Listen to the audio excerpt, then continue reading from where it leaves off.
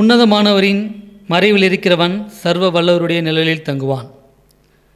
கிறிஸ்து இயேசுவுக்குள் அன்பாய் அழைக்கப்பட்ட அன்புக்குரிய சகோதர சகோதரிகளே, உங்கள் யாவருக்கும் ஆண்டவராய் இயேசு கிறிஸ்துவின் நாமத்தினாலே அன்பின் வார்த்தைகள். ஜெபம். வானத்திலும் பூமியிலும் சகல அதிகாரம் படைத்த அன்பின் பரலோக தந்தையே, ஆசீர்வதிக்கப்பட்ட இந்த நாளுக்காக நேரத்துக்காக மக்கள் நன்றி செலுத்துகிறோம். அப்பா, எங்கள் வாழ்நாளே இந்த ஒரு நாளை காண செய்து விசேஷ விதமாக சகோதர சகோதரர்களாக நாங்கள் ஒன்று கூடி உங்கள் மகத்துவமுள்ள வார்த்தைகளை கேட்கும்படியாக தேவரீர் பாராட்டின கிருபைகளுக்காக உமக்கு நன்றி செலுத்துகிறோம்.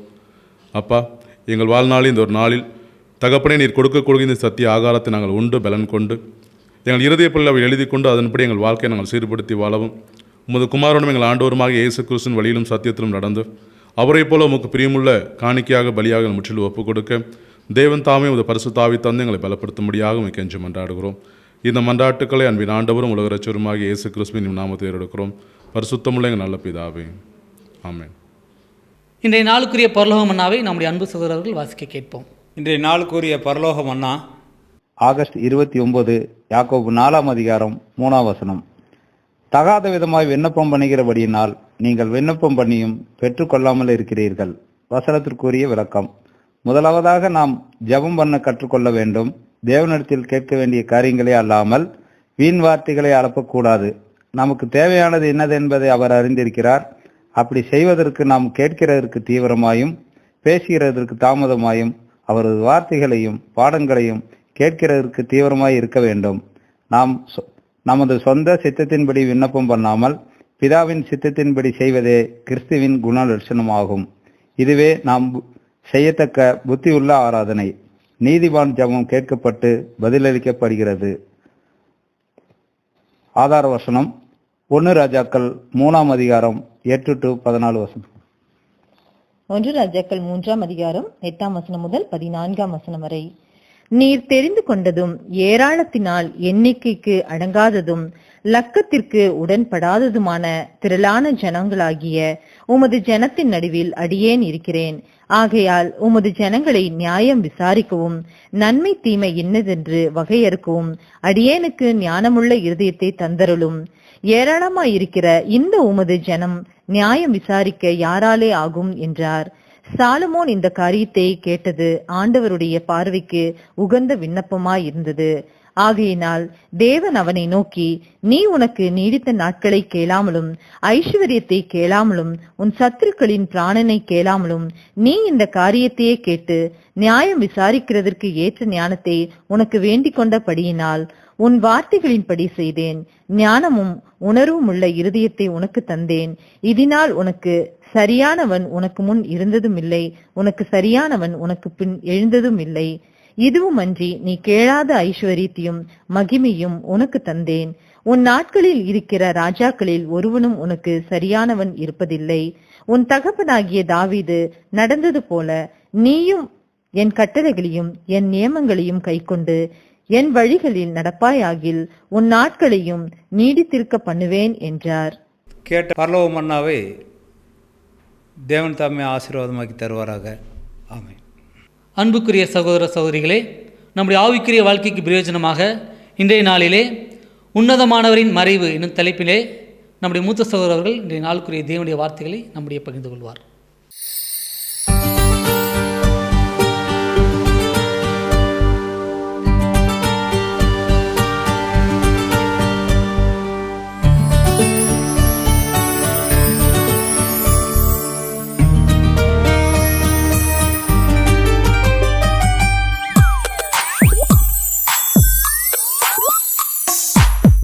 கிறிஸ்து இயேசுவுக்குள் அன்பாய் அழைக்கப்பட்ட அன்புக்குரிய சகோதர சகோதரிகளே, அனைவருக்கும் ஆண்டவராய் இயேசு கிறிஸ்துவுடைய நாமத்தினாலே அன்பின் வாழ்த்துக்கள். நம்முடைய பிதாவாகிய தேவன் நம்முடைய வாழ்நாளிலே மேலும் ஒரு நாளை கூட்டி கொடுத்து அதில் இந்த ஞாயிறு காலை ஆராதனையில் நம்ம ஒரு ஆசீர்வாதமான பாடத்தை நம் கவனிப்பதற்கு தேவன் ஒரு நல்ல கிருபை செய்திருக்கிறார். முதலாவது நம்முடைய பிதாவாகிய தேவனுக்கு நம்முடைய அன்பு இரட்சகர் மூலம் நம் துதிகளையும் ஸ்தோத்திரங்களையும் நாம் ஏறெடுத்துக்கொள்வோம். அன்புக்குரிய சகோதர சகோதரிகளை, இன்றைய தினத்தில் நம்ம பார்க்க போகிற பாடம் நமக்கு ரொம்ப பரிச்சயமான ஒரு வசனங்களை தான் இன்றைக்கி பார்க்க போகிறோம். ஒருவேளை இந்த சந்தர்ப்பத்திற்கு முன்னாக கூட நீங்கள் இந்த பாடத்தை பார்த்துருக்கலாம். ஆனால் இன்றைய காலகட்டங்களில் இப்போ நம்ம இந்த ஒரு சத்தியத்தை பார்க்க வேண்டிய ஒரு அவசியமாக இருக்குது. அது என்ன அப்படிங்கிறத குறித்து உங்களுக்கு ஒரு ஆவலாக இருக்கும் இல்லையா?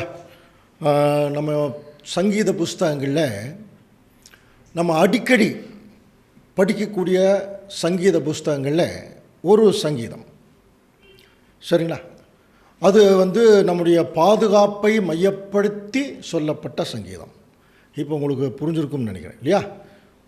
91ஆம் சங்கீதம். அது ஒரு சிலருக்கு மனப்பாடமாகவே தெரியும் இல்லையா? 91ஆம் சங்கீதம் மனப்பாடமாகவே தெரியும், வசனங்களும் நம்ம படிச்சிருப்போம் இல்லையா? இப்போ அதனுடைய உள்ளான சில அர்த்தங்களை குறித்து நம்ம இன்றைக்கி பார்க்கலாம். இப்போது ஒருவேளை நீங்கள் சிந்திக்கலாம், இது ஏற்கனவே படித்த வசனங்கள் தானே, இதில் என்ன பெரிய ஒரு பாடம் இருக்க போகிறது அப்படின்னு கூட சிந்திக்கலாம். ஆனால் அன்புக்குரிய சகோதர சகோதரர்களே, ஏன் இப்போ இந்த சங்கீதத்தை நம்ம பார்க்குறோம் தெரியுங்களா? இந்த சங்கீதம் இப்போ யாருக்காக எழுதப்பட்டிருக்கிறதுன்னு ஒரு கொஸ்டின் போட்டோம்னா, இப்போது நம்ம டோட்டல் பைபிளே கவனிச்சு பாருங்கள், மணவாட்டிக்காக தான், ஒரிஜினல் டெக்ஸ்ட்டு மணவாட்டிக்காக தான், திருச்சபைக்காக தான். அதில் திருச்சபையினுடைய லக்கம் கிறிஸ்துவுக்கு பிறகு ஆரம்பித்து இன்றைக்கு வரைக்கும் அது வந்துட்டுருக்கு. ஆனால் இப்போ நம்ம இந்த உன்னதமானவரின் மறைவில் இருக்கிறவன் 91ஆம் சங்கீதத்தில் படிக்கிறோம் இல்லையா? சர்வ வல்லவருடைய நிழலிலே தங்குவான். இந்த சங்கீதத்தை பொறுத்த வரைக்கும் இது விசேஷமாக ஆண்டவர் இயேசு கிறிஸ்துடைய பாத அங்கங்களுக்காகவே எழுதப்பட்ட சங்கீதம். நிறைய சப்ஜெக்ட் கூட நம்ம பார்த்துருக்கோம், விசேஷமாக பாத அங்கங்களுக்காகவே எழுதப்பட்ட சில சப்ஜெக்ட் இருக்குது. தீர்க்க தரிசனங்கள் படிச்சிருக்கோம். சங்கீதத்தில் கூட பாத அங்கங்களுக்காக.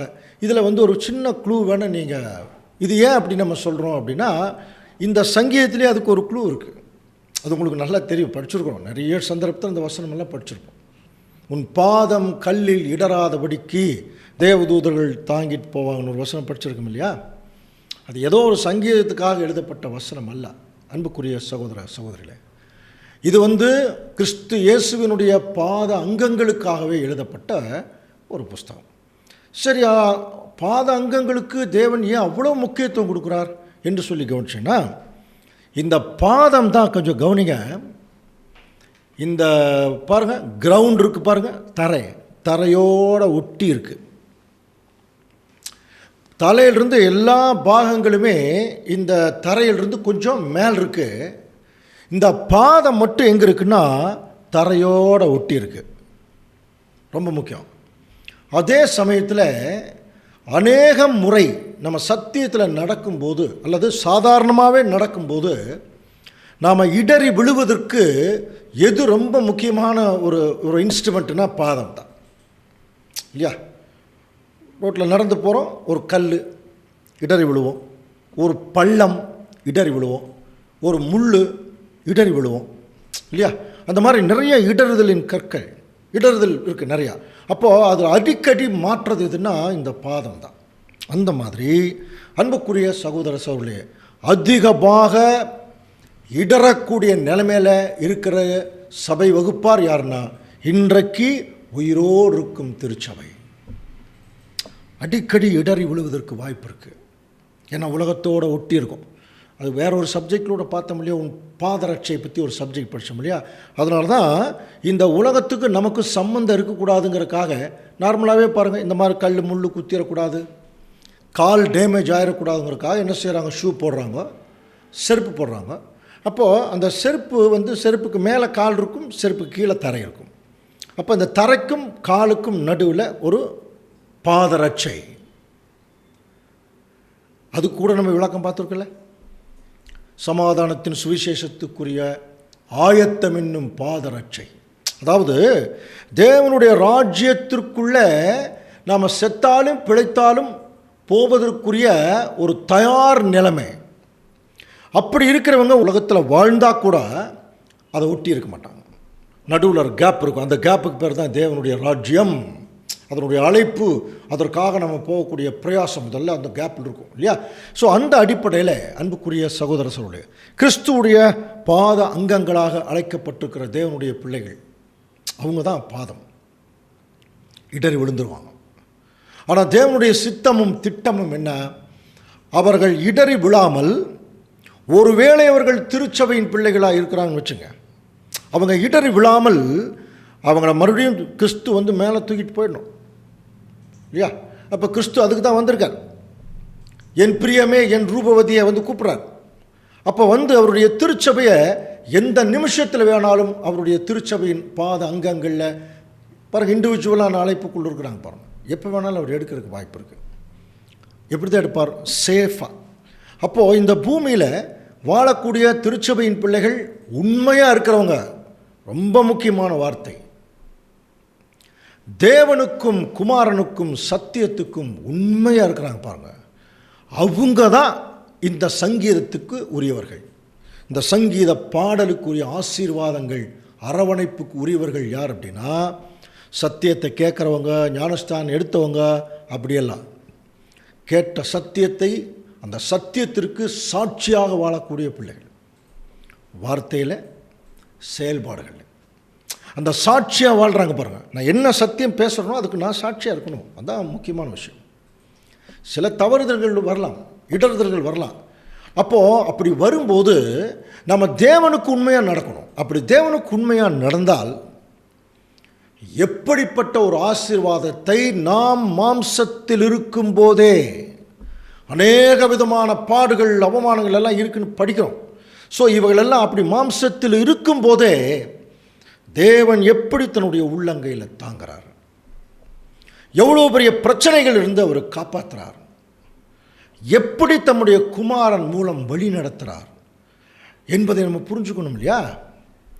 அந்த ஒரு அடிப்படையான விஷயந்தான் இப்போ 91ஆம் சங்கீதத்தில் நம்ம பார்க்க போகிறோம். சரிங்களா? ஸோ இந்த பேசிக்கில் இந்த வசனங்களை அணுகும்போது அநேக விஷயங்கள் நமக்கு ரொம்ப ஆறுதலாக இருக்கும். இந்த கடைசி காலங்களில் கொரோனா பீரியடு இல்லையா, ரொம்ப தேறுதலாக இருக்கும். ஸோ இப்போ நம்ம உள்ளுக்குள்ளே போகலாம். உன்னதமானவருடைய மறைவில் இருக்கிறவன், சங்கீதம் 91:1 வசனம் இல்லையா? உன்னதமானவருடைய மறைவில் இருக்கிறவன் சர்வ வல்லவருடைய நிழலில் தங்குவான். ரொம்ப ஆசீர்வாதமான வசனம். ஆங்கிலத்தில் he that dwells in the secret place of the most high shall abide under the shadow of the Almighty. ரொம்ப இங்கிலீஷ்லேயே ரொம்ப அருமையான ஒரு வார்த்தைகள். இதில் நம்ம வந்து முதல் வசனத்தில் கொஞ்சம் நம்ம கூர்ந்து கவனிக்கும்போது உன்னதமானவர் சர்வ வல்லவர், இந்த ரெண்டு வார்த்தைகள் வருது. உன்னதமானவருடைய மறைவில் இருக்கிறவன் சர்வ வல்லவருடைய நிழலிலே தங்குவான். கவனிக்கிறீங்களா? அப்போது இந்த உன்னதமானவர் யார், சர்வ வல்லவர் யார் அப்படிங்கிற போது the most high, the secret place அப்படின்னு சொல்லப்பட்டிருக்கு இல்லையா? The most high in the secret place. The most ஹைனாலே அது பிதாவாகிய தேவன் தான். அதே மாதிரி ஃபாதர் த ஆல்மைட்டி, சர்வ வல்லமை வாய்ந்தவர், அதுவும் பிதாவாகிய தேவன் தான். அப்போது இந்த முதல் வசனம் பிதாவாகிய தேவனுடைய மறைவில் இருக்கிறவன் பிதாவாகிய தேவனுடைய நிழலில் தங்குவான் அப்படிங்கிற ஒரு அர்த்தத்தை கொடுக்கிறதா இருக்கு. கவனிக்கிறீங்களா? அதுதான். ஆனால் இந்த வசனத்தை இன்னும் கொஞ்சம் தேவனுடைய திட்டத்தோட, இன்னும் தேவன் நமக்கு புரிந்து வைத்திருக்கக்கூடிய சில புரிந்து கொள்ளுதலோடு இந்த வசனத்தை இன்னும் கொஞ்சம் அணுகும்போது இன்னும் கொஞ்சம் இன்டீரியராக சில விஷயங்கள் தேவன் சொல்ல வர்றதை நம்ம கவனிக்கலாம் இல்லைங்களா? உன்னதமானவர் அப்படிங்கிற வார்த்தை இருக்கு இல்லையா? இப்போ ஒரு வேளை இப்போ நம்ம எப்படி எடுத்து போட்டுக்கலாம்னா, இப்போ பிதாவாகிய தேவன் இருக்கக்கூடிய நிலைமையில தான் இப்போ நம்முடைய ஆண்டவர் இயேசு கிறிஸ்து இருக்கார் இல்லையா? அப்போது பிதாவாகிய தேவன் எப்படி உன்னதமானவராக இருக்கிறாரோ அதே மாதிரி குமாரனும் உன்னதமானவர் தான். ஸோ இந்த ஒரு புரிந்து கொள்ளுதல உன்னதமானவருங்கிறத கிறிஸ்துவுக்கும் சர்வ வல்லவருங்கிறத பிதாவாகிய தேவனுக்கும் கொஞ்சம் நம்ம பொருத்தி பார்த்தோம்னா இன்னும் கொஞ்சம் சில விஷயங்கள் நமக்கு புரியும். அதாவது எப்படி புரிஞ்சுக்கலாம்? ஆண்டவர் இயேசு கிறிஸ்து பிதாவாகிய தேவன் போலவே உன்னதமானவராக இருக்கிறார். அந்த உன்னதமானவருடைய ஒரு மறைவில் யாராவது வந்துட்டா அவங்க சர்வ வல்லமை உள்ள தேவனுடைய நிழலில் தங்குவார்கள். ஸோ இதுக்கு ஆதாரம் யாரெல்லாம் தேவனோடு உடன்படிக்கை பண்ணி உண்மையாக இருக்கிறார்களோ அவர்களுக்காக பவுல் எழுதுகிற வார்த்தை கொலோசியர் 3ஆம் அதிகாரம் 3ஆம் வசனம் வாசிக்கலாம். ஏனென்றால் நீங்கள் மரித்தீர்கள், உங்கள் ஜீவன் கிறிஸ்துவுடனே தேவனுக்குள் மறைந்திருக்கிறது. பாருங்க, நீங்கள் மரித்தீர்கள், உங்கள் ஜீவன் பாருங்க கிறிஸ்துவுடனே தேவனுக்குள் மறைந்திருக்கிறது. அப்போ பிதாவாகிய தேவன் ஒரு பெரிய கூடு மாதிரி, அதுக்குள்ள இருக்கக்கூடிய ஒரு ரூம் மாதிரி கிறிஸ்து, அதுக்குள்ள தான் யார் இருக்கிறதா? அவருடைய திருச்சபை. நீங்கள் மரித்தீர்கள், உங்கள் ஜீவன் கிறிஸ்துவுடனே தேவனுக்குள் மறைந்திருக்கிறது. பின்னாடி ராஜ்யத்தை குறித்து சொல்கிறார். உங்கள் ஜீவனாகிய கிறிஸ்து வெளிப்படும் போது நீங்கள் வருவீங்கன்னு சொல்கிறார் இல்லையா? அப்படின்னா நம்ம இயேசு கிறிஸ்துவுடைய மறைவில் இப்போ வந்திருக்கிறோமா? ஆமாங்க. கலாத்தியர் 3ஆம் அதிகாரம் 27ஆம் வசனம் படிச்சிருக்கோம் இல்லையா?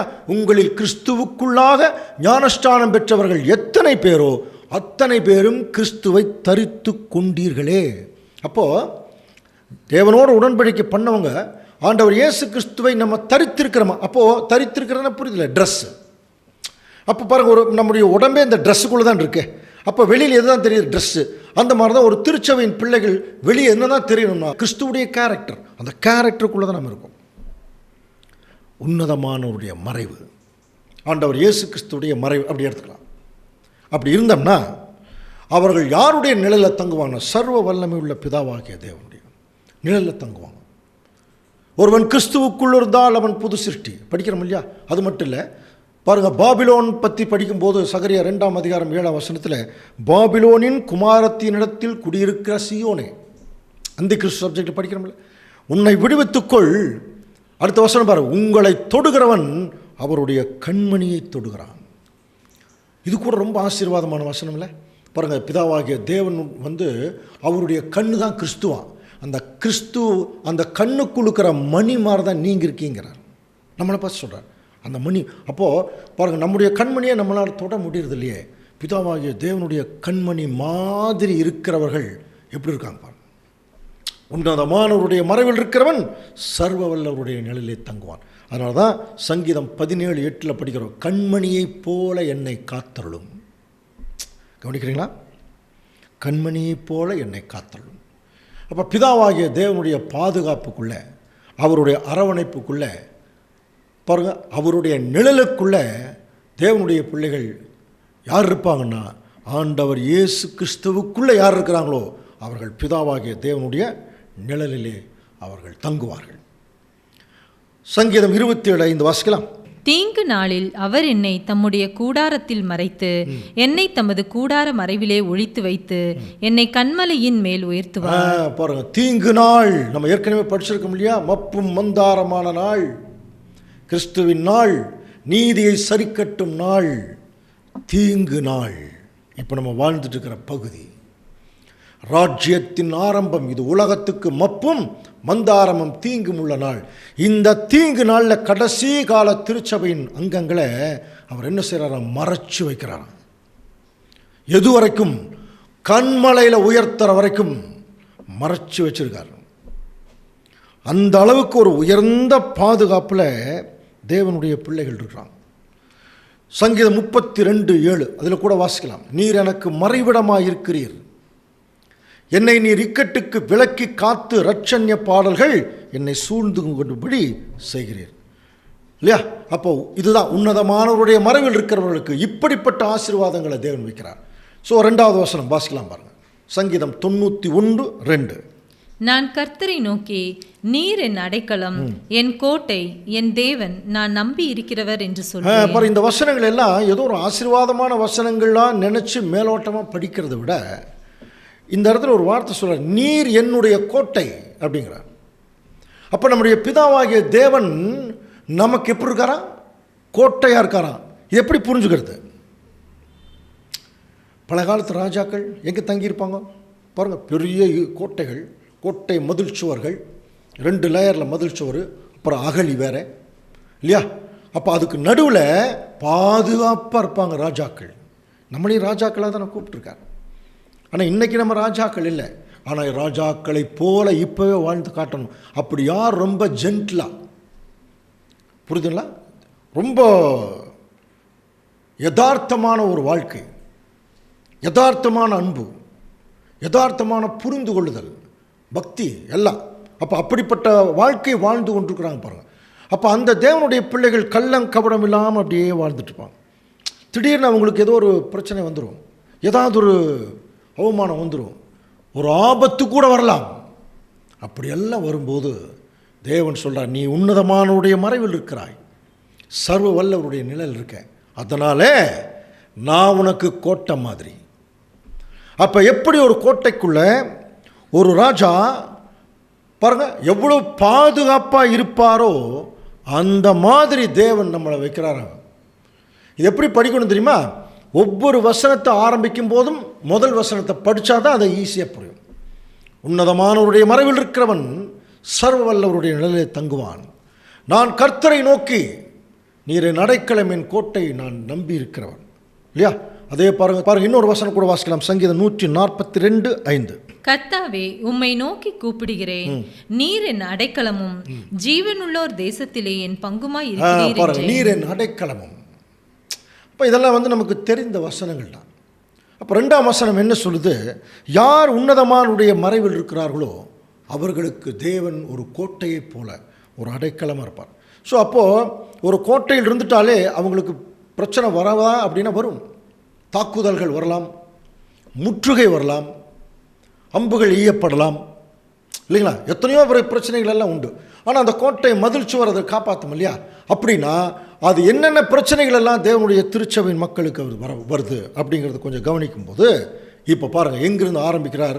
சங்கீதம் 91:3 அவர் உன்னை வேடனுடைய கண்ணிக்கும் பாழாக்கும் கொள்ளை நோய்க்கும் தப்புவிப்பார். இதெல்லாம் ஒரிஜினலாக தேவன் நமக்கு கொடுத்த வசனங்கள். அவர் உன்னை, அந்த உன்னைங்கிற வார்த்தை இருக்கு பாருங்க, அது எல்லாருக்கும் பொருந்துமா?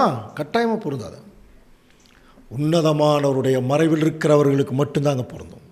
சர்வ வல்லவருடைய நிழலில் இருக்கிறாங்க பாருங்க, அவங்களுக்கு தான் அது பொருந்தும் இல்லையா? உன்னதமானுடைய மறைவுங்கிறது நம்ம எப்படி புரிஞ்சுக்கணும்? ஆண்டவர் இயேசு கிறிஸ்துவுக்குள்ள புது சிருஷ்டியினுடைய நிலைமை, பயபக்தியோட தேவனிடத்தில் இருக்கக்கூடிய நிலைமை.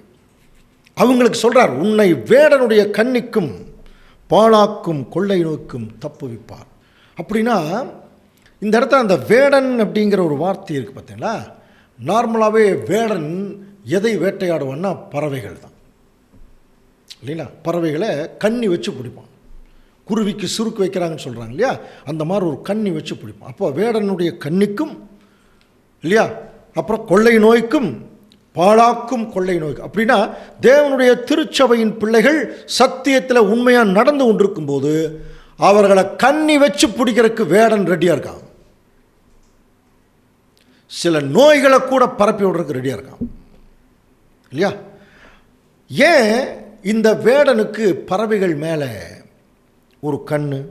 முதல்ல வேடன் யாருங்கிறது தெரிஞ்சால் தானே பறவைகள் யாருன்னு தெரியும். அப்போ அவர் உன்னை, உன்னை அப்படின்னா நம்மை. அப்போ நம்மளை பிடிக்கிறது யாருன்னா வேடன். அப்போ நம்மளை பிடிக்கிறதுக்கு யார் ரெடியாக இருக்கிறது? அந்த வேடன் யார்? நமக்கு தெரியும், சைத்தான் இல்லையா?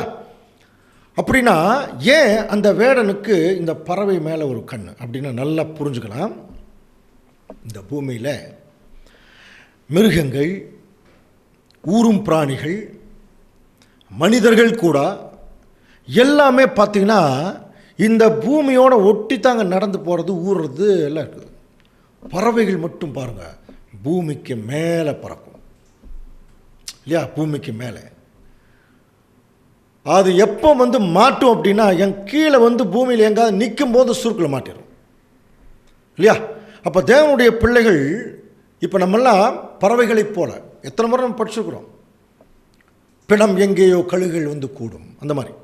அப்புறம் புறா பற்றி படிக்கிறோம் இல்லையா? இந்த மாதிரி சில பறவைகளுக்கு ஒப்பிட்டு பைபிளில் திருச்சபையின் பிள்ளைகளை சொல்லப்பட்டிருக்கு. அப்போ இப்போ நம்ம என்ன பண்ணிட்டுருக்குறோம்? ஏன் அவனுக்கு நம்ம மேலே ஒரு கண்ணுன்னா, நாம் அவனுடைய கண்ட்ரோலை விட்டு வெளியே வந்துட்டோம். இந்த பூமியை விட்டு வெளியே வானத்தில் பறந்துட்டுருக்குறோம். நான் சொல்கிறது புரியுதுன்னு நினைக்கிறேன் இல்லையா? இந்த பூமிக்கும் அதனுடைய காரியங்களுக்கும் சம்பந்தம் இல்லாமல் நம்ம தேவனை நோக்கி நம்முடைய வாழ்க்கை, நம்முடைய பறக்கிறது, நம்ம நடக்கிறது அப்படி போகுது. அப்போ அவனுடைய கண்ட்ரோலை விட்டு வெளியே வரும்போது அவன் ஆட்டோமேட்டிக்காக நம்ம கண்ணி வச்சு பிடிக்கிறதுக்கு தான் ரெடியாக இருப்பான். ஆனால் தேவன் சொல்கிறார், சாத்தான் கண்ணி வைப்பான், அந்த வேடனுடைய கண்ணிக்கு நான் உன்னை தப்பு வைப்பேன். பாருங்க, இப்போ ஒரு கேள்வி, இப்போ நம்ம சப்ஜெக்டில் நிறைய பார்த்தோன்னா சாத்தான் தான் கட்டியாச்சுங்கிறீங்களே, அப்புறம் அவன் எப்படி? நம்ம அந்த சாத்தான் கட்டுதல் சப்ஜெக்ட் நல்லா புரிஞ்சுக்கணும். கிறிஸ்து வந்து அவனை பிடிச்சிருக்கார், கட்டுறார் அப்படின்னா கண்ட்ரோல் பண்ணுறார். ஆனால் அதுலேயும் கொஞ்சம் வேலை அவனால் செய்ய முடியும். அதான் ஏற்கனவே படித்தோம் இல்லையா, அவன் தனக்கு கொஞ்ச காலம் உண்டென்று அறிந்து எவனை விழுங்கலாமோ என்று சுற்றி திரிகிறான் அப்படின்லாம் படிச்சிருக்கிறோம்.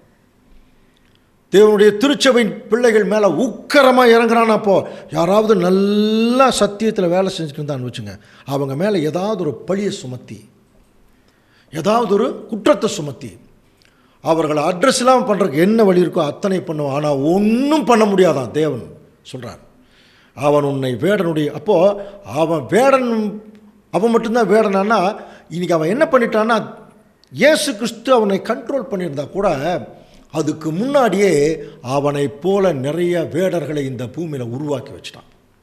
அதுதான் சர்பத்தின் வித்து. நமக்கு கூட சண்டை யார் கூட தெரியுமா?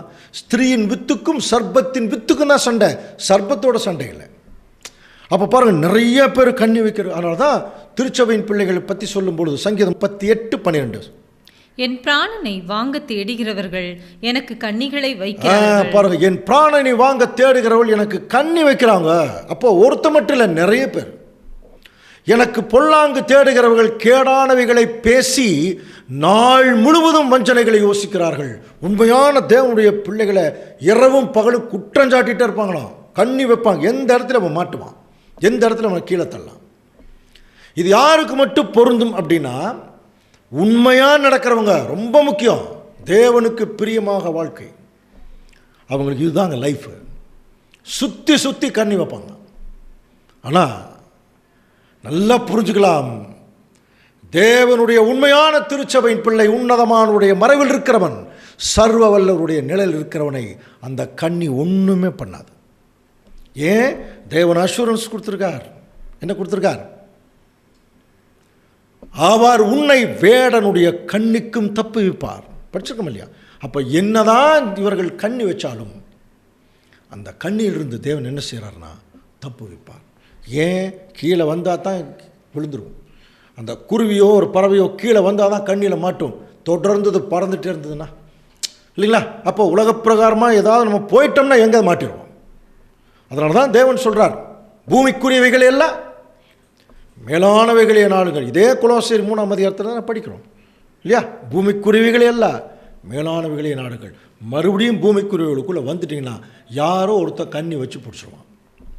அப்போது உண்மையாக இருக்கிறவங்க கீழே இறங்க மாட்டான், தொடர்ந்து பறந்துட்டு தேவனுடைய ஊழியத்தை செய்துட்டு தேவனுக்கென்று வாழ்ந்துட்டுருப்பாங்க.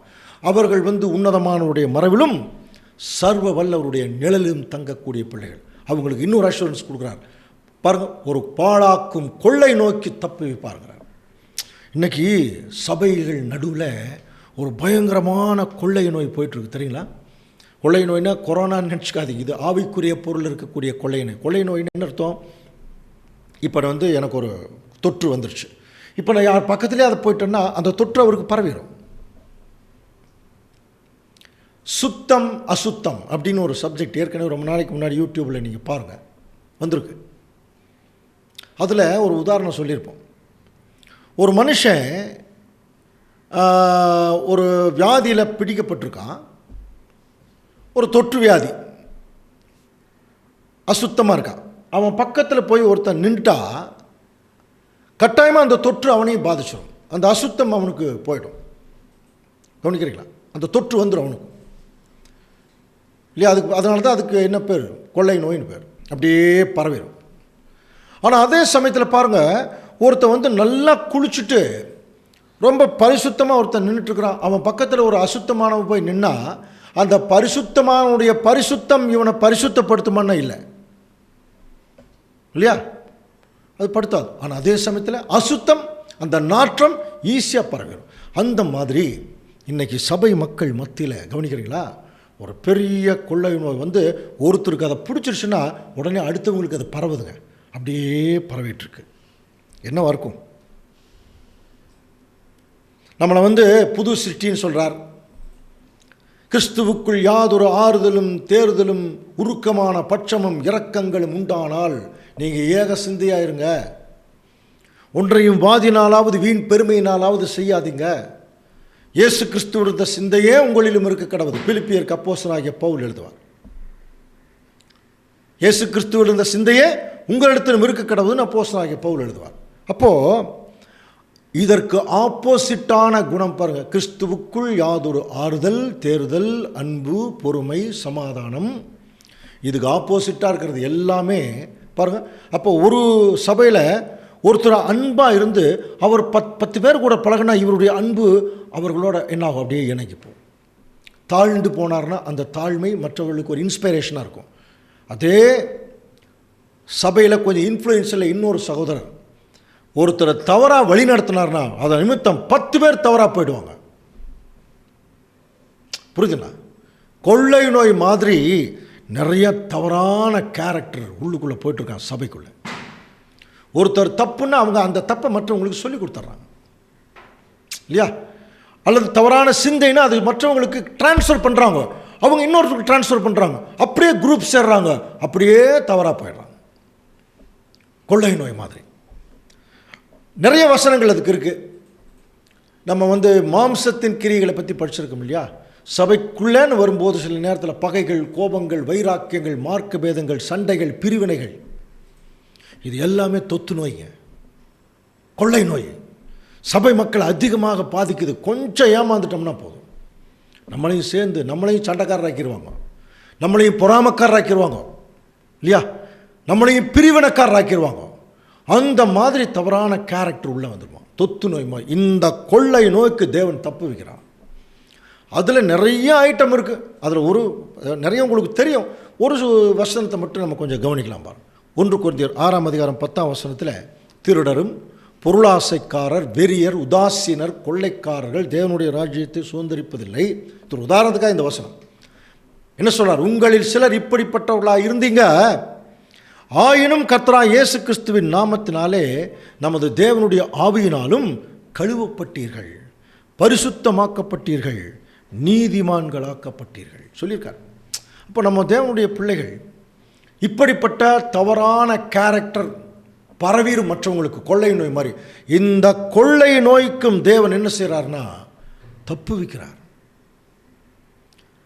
இல்லையா? நம்ம ஒரு புது சிருஷ்டியாக ஒரு நல்ல தேவனுடைய பிள்ளைகளாக நம்ம வாழ்ந்து கொண்டிருக்கும்போது பாருங்கள், நம்மளை சுற்றிலும் நிறைய சகோதரர்கள் எல்லாம் நம்ம கூட பழகிறாங்க. நம்ம எப்படி அவர்களோட அன்பு காட்டுறோமோ அந்த ரியாக்ஷன் தாங்க நமக்கு வரும் இல்லையா? ஸோ தவறான குணலட்சணத்தையோ தவறான காரியங்களையோ நம்ம காட்டும்போது அதுதான் வரும். அப்போ தேவனுடைய பிள்ளைகள் இந்த கொள்ளை நோயிலிருந்து தேவன் காப்பாற்றுறார். அடுத்தது கவனிச்சினா சங்கீதம் 91:4 வாசிக்கலாம். அவர் தமது சிறகுகளாலே உன்னை மூடுவார், அவர் செட்டைகளின் கீழ் அடைக்கலம் புகுவாய், அவருடைய சத்தியம் உனக்கு பரிசையும் கேடகம் ஆகும். பாருங்க, அவர் தமது சிறகுகளாலே உன்னை மூடுவார், அவருடைய செட்டைகளின் கீழே அடைக்கலம் புகுவார். இது எப்படி படிக்கணும்? உன்னதமானவருடைய மறைவில் இருக்கிறவன் சர்வ வல்லவருடைய நிழலிலே தங்குவான். படிக்கிறோம் இல்லையா? அப்போ யார் உன்னதமானவருடைய மறைவில் இருக்கிறார்களோ அவர்கள் சர்வ வல்லவருடைய நிழலிலே தங்கும்போது அவர் பிதாவாகிய தேவன் அவருடைய சிறகுகளாலே உன்னை மூடுவார். அவர் செட்டுகளின் கீழே நீ அடைக்கலம் புகுவாய், அவருடைய சத்தியம் உனக்கு பரிசையும் கேடகமாகும் இல்லையா? அப்போது சிறகுகளாலே மூடுவார். நமக்கு நல்லா தெரியும், ஒரு தாய் பறவை தான் என்ன பண்ணுவோம், அந்த சிறகுகளுக்குள்ளே தன்னுடைய இந்த குட்டி பறவைகளை அது மூடும் இல்லையா? பாருங்கள், இந்த படத்தை பார்த்தீங்கன்னா தெரியும் எவ்வளோ கம்ஃபர்டபுளாக அந்த அந்த அந்த கோழி குஞ்சுகள் இருக்குது பாருங்கள். தன்னுடைய தாயினுடைய அரவணைப்பில் விசேஷமாக 2 சிறகுகள் இருக்கும் இல்லையா? அது எதை குறிக்குதுன்னு சொல்லி கவனிக்கும்போது நம்ம உடன்படிக்கை பெட்டியெல்லாம் படிச்சிருக்கிறோம் இல்லையா? ஆசரிப்பு கூடாரத்தில் உடன்படிக்கை பெட்டி ஆண்டவர் இயேசு கிறிஸ்துவை குறிக்கும். அதுக்கு மேல் இருக்கக்கூடிய மூடி கிருபாசனம் பிதாவாகிய தேவனையும், அந்த 2 கேருபீன்கள் பிதாவாகிய தேவனுடைய 2 முக்கியமான கேரக்டர், ஒன்று அன்பு, இன்னொன்று வல்லமை. இந்த 2 சிறகுகளால் என்ன செய்கிறாங்க? திருச்சபையின் பிள்ளைகளை பிதாவாகிய தேவனும் ஆகட்டும் நம்முடைய ஆண்டவர் இயேசு கிறிஸ்துவாகட்டும் அந்த சிறகுகளை அவர் மூடுறதுக்கு ரெடியாக இருக்கார். அன்பை எந்த அளவுக்கு நம்மக்கிட்ட காட்டுறாரோ நம்முடைய பிரச்சனைகளிலிருந்து வெளியே கொண்டு வரக்கு தம்முடைய வல்லமையும் தேவன் காட்டுவதற்கு அவர் தயாராக இருக்கார். இது ஒரு. அடுத்தது பாருங்கள், இன்னொரு விஷயத்தை சொல்லும்போது இதில் 3 பாருங்க. சங்கீதம் 104:2 வாசிக்கலாம். ஒளியை வஸ்திரமாக தரித்து வானங்கள் திரையைப் போல விரித்திருக்கிறார். ஒளியவே ஒரு வஸ்திரமாக தேவன் கொடுக்குறாராம். இப்போ நம்ம ஆக்சுவலாக பார்த்தீங்கன்னா நம்ம ஒளிங்கிறது நமக்கு நல்லா தெரியும் இல்லையா? நமக்கு என்ன ஒளிங்கிறதே சத்தியம்தான். அப்போ தேவனுடைய பிள்ளைகளுக்கு ஒரு பாதுகாப்பே சத்தியம்தான். இந்த ஒளிக்குள்ளேயே நம்ம இருக்கிறோம். ஆனால் இந்த இடத்துல அடுத்த வசனம் சொல்லும்போது சத்தியம் உனக்கு பரிசையும் கேடகம்னு சொல்கிறார். ஆனால் 91ஆம் சங்கீதத்தில் சத்தியம் உனக்கு பரிசையும் கேடகம்னு சொல்லப்பட்டிருக்கு. ஆனால் அப்போஸ்தலனாகிய பவுல் எபேசியருக்கு எழுதும்போது என்ன எழுதுகிறார்? அந்த கேடகம் அப்படிங்கிறது எதை குறித்து எழுதுகிறார்? நம்ம வாசிக்கிறோம் இல்லையா? பொல்லாங்கன் எய்யும் அக்னியாஸ்திரங்களை எல்லாம் அவித்து போடத்தக்கதாக எபேசியர் 6ஆம் அதிகாரம் 16ஆம் வசனத்தில் எல்லாவற்றுக்கும் மேலாக விசுவாசம் என்னும் கேடகம். அப்போது சத்தியம் கேடகமா? 91ஆம் சங்கீதம் சொல்லுது சத்தியம் கேடகம்னு. எபேசியர் 6ஆம் அதிகாரம் சொல்லுது விசுவாசம் கேடகம்னு. இதில் எது கரெக்டு? ரெண்டுமே கரெக்டு. ஏன்னா விசுவாசம் கேள்வியினாலே வரும், கேள்வி தேவ வசனத்தினாலே வரும். அப்போது இதுக்குள்ள வசனமும் இருக்குது, விசுவாசம் இருக்குது. இந்த ரெண்டுமே நமக்கு என்னவா இருக்குன்னா அதனால தான் பரிசையும் கேடகம் அப்படிங்கிற வார்த்தை சொல்கிறார். புரியுதுங்களா? அப்போ தேவனுடைய திருச்சபையின் பிள்ளைகளுக்கு சத்தியம் ஒரு பாதுகாப்பாக இருக்குது. அதே சமயத்தில் அந்த விசுவாசம், அந்த விசுவாசத்தை எதுக்கு நம்ம பயன்படுத்துகிறோம்னா பொல்லாங்கன் எய்யும் அக்னி அஸ்திரங்கள், அம்பு இல்லையா? பயங்கரமாக அம்பு விடுறாங்களாம் தேவனுடைய பிள்ளைகளுக்கு ஆப்போசிட்டாக. அப்போ அந்த அக்னி அஸ்திரங்கள் எல்லாம் அவித்து போடத்தக்கதா. அப்போ தேவன் இது எப்படி நம்மளை பாதுகாக்கிறான்னு சொல்லும்போது பாருங்கள், ஏசாயா 31ஆம் அதிகாரம் 5ஆம் வசனம் வாசிக்கலாம். பறந்து காக்கிற பட்சிகளைப் போல சேனைகளின் கர்த்தர் எருசலேமின் மேல் ஆதரவாக. அது இஸ்ரேல் ஜனங்களுக்கு சொல்லப்பட்ட தீர்க்க தரிசனம். நமக்கு அதை விட மேலே தான் சொல்லுவார் இல்லையா? பறந்து காக்கிற பட்சிகளைப் போல. ஸோ அன்புக்குரிய சகோதர சகோதரி, அப்போது 91ஆம் சங்கீதத்தில் 4ஆம் வசனத்தினுடைய விளக்கம் நம்ம பார்த்தோம். அடுத்தது 91ஆம் சங்கீதம் 5ஆம் வசனம், ரொம்ப முக்கியமான வசனம். எப்படி படிக்கணும்? உன்னதமானவருடைய மறைவில் இருக்கிறவன் சர்வ வல்லவருடைய நிழலிலே தங்குவான். அவனை இரவில் உண்டாகும் பயங்கரத்திற்கும் பகலில் பறக்கும் அம்புக்கும் இருளில் நடமாடும் கொள்ளை நோய்க்கும் மத்தியானத்தில் பாழாக்கும் சங்காரத்துக்கும் நீ பயப்படாதிருப்பாய். அப்படின்னா இந்த 4 விஷயத்துக்கும் திருச்சபையின் பிள்ளைகள் கொஞ்சம் பயப்படுற மாதிரி ஆயிடுமா. இரவில் உண்டாகும் பயங்கரம், பயங்கரம்னாலே பயம் இல்லையா? அப்போ இரவில் உண்டாகும் பயங்கரத்திற்கு நம்ம தேவன் தப்பு வைக்கிறார், நம்ம பயப்பட வேண்டியதில்லை. பகலில் பறக்கும் அம்புக்கும் பயப்பட வேண்டியதில்லை, ஆனால் அம்பு பறக்கும் இல்லையா? அப்படின்னா இதெல்லாம் எதை குறித்து சொல்லப்பட்டிருக்கு? இப்போ ஏற்கனவே படித்தோம். இது திருச்சபையினுடைய பாத அங்கங்கள். அப்போ நம்ம இன்றைக்கி எந்த காலத்தில் இருக்கிறோம்னா பாருங்க, ஆண்டவர் இயேசு கிறிஸ்து வந்த காலப்பகுதி 1874 மிட் நைட். இன்னும் கண்ணுக்கு தெரியாத ராஜ்யம்ங்கிறது பகல், இன்னும் அது வரல. ஆனாலும் கண்ணுக்கு தெரியாத ராஜ்யத்தில் இருக்கோம். இப்போ கொஞ்சம் இருட்டுருக்கு இல்லையா? இன்னும் கொஞ்ச நாள் இது கும்மிருட்டாக மாறிடுமா. இருள் பூமியையும் காரிருள் ஜனங்களையும் மூடும். தூமாவின் பாரம் அப்படிங்கிற சப்ஜெக்டிலோடு பார்க்குறோம், ஒரு இருள் பற்றி படிக்கிறோம் இல்லையா? அப்போது இது எதை குறிக்குது? கடைசி காலத்தில் வாழ்ந்து கொண்டிருக்கிற பிள்ளைகளுக்கு ஒரு எச்சரிப்பு கொடுக்குறார். ஒரு இரவு வரப்போகுது, ஒரு காரிருள் மாதிரி அங்கே ஒரு பயங்கர வரப்போதான். அந்த இரவில் வரக்கூடிய பயங்கரத்துக்கு நான் உன்னை தப்பு வைப்பேன். அது என்ன பயங்கரம்? இப்போவே அதனுடைய பயங்கரத்தினுடைய ஸ்டார்டிங் தான். யோவான் 9ஆம் அதிகாரம் 4ஆம் வசனத்தில் ஆண்டவர் சொல்கிறார், பகற்காலம் மட்டும் நான் என்னை அனுப்பினவருடைய கிரியைகளை செய்ய வேண்டும், ஒருவனும் கிரியை செய்யக்கூடாத ராக்காலம் வருகிறது. கவனிக்கிறீங்களா? பாருங்கள், இன்னைக்கு கொரோனாவில் பாருங்கள், சர்வ நாடுகளுமே ஸ்தம்பிச்சு போயிருக்குது. கொஞ்சம் ரிலீஃப் ஆன மாதிரி தெரியுது இல்லையா? ஆனால் நிறைய விஷயங்கள் இன்னும் நாடுகள் ரிலீஃப் ஆகவே இல்லை. காரணம் என்ன? ஸ்தம்பிச்சு போயிட்டுருக்கு இந்த உலகம். ஒருவரும் கிரியை செய்யக்கூடாத ராக்காலத்தினுடைய சாம்பிள் பார்த்துட்ருக்குறோம். இன்னும் கொஞ்ச நாளில் அந்த மாதிரி ஒரு பயங்கரமான ஒரு இரவு இந்த பூமியை தாக்கும். அந்த இரவில் உண்டாகும் பயங்கரம். விசேஷமாக திருச்சபையின் பிள்ளைகளை அந்த இரவில் உண்டாகும் பயங்கரத்திலிருந்து வெளியெடுத்துருவார். அது நமக்கு தெரியும் இல்லையா? அந்த பயங்கரங்கிறது வேற ஒன்றும் இல்லை, மகா உபத்திரவ காலத்துடைய உச்சக்கட்டம், 3ஆம் உலக யுத்தம். அதுக்கு முன்பாகவே திருச்சபையின் பிள்ளைகளை தேவன் எடுத்துருவார். அதில் எந்த சந்தேகம் கிடையாது, எந்த டவுட்டுமே இல்லை. அதைத்தான் சொல்கிறார், இரவில் உண்டாகும் பயங்கரத்திற்கு நான் உன்னை தப்ப வைப்பேன். அப்படின்னா இப்போ என்ன நடந்துட்டுருக்குது? பகலில் பறக்கும் அம்பு. இன்னைக்கு தேவனுடைய பிள்ளைகளுக்கு ஆப்போசிட்டில் நிறைய அம்புகள் விடப்படுது. ஒரு அம்பு கூட தேவனுடைய பிள்ளைகளை அது தாக்காது. என்ன அம்புவாக இருக்கும்? நிறைய அம்புகள். வாசிக்கலாம் 64ஆம் சங்கீதம் 1ஆம் வசனம். தேவனே, என் விண்ணப்பத்தில் என் சத்தத்தை கேட்டருளும். சத்ருவால் வரும் பயத்தை நீக்கி என் பிராணனை காத்தருளும். துன்மார்க்கர் செய்யும் ரகசிய ஆலோசனைக்கும் அக்கிரமக்காரருடைய கலகத்துக்கும் என்னை விலக்கி பாருங்க, துன்மார்க்கர் என்ன செய்யறாங்களா?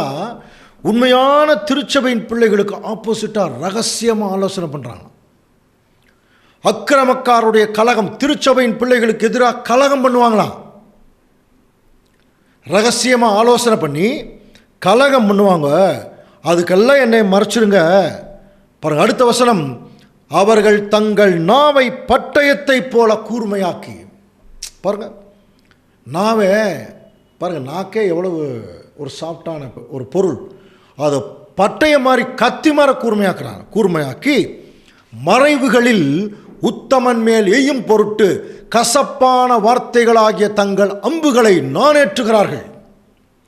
சற்றும் பயமின்றி சடுதியில் அவன் மேல் எய்கிறார்கள். அப்போ உண்மையான தேவனுடைய பிள்ளைகளுக்கு ஆப்போசிட்டாக ரகசியமாக கூடி நிறைய ஆலோசனை பண்ணி கொஞ்சம் கூட பயம் இல்லாமல், தெய்வ பயம் இல்லாமல் கசப்பான வார்த்தைகள், தவறான காரியங்கள் அப்படியே அம்பு மாதிரி எய்வாங்களாம் தேவனுடைய பிள்ளைகள் மேல்.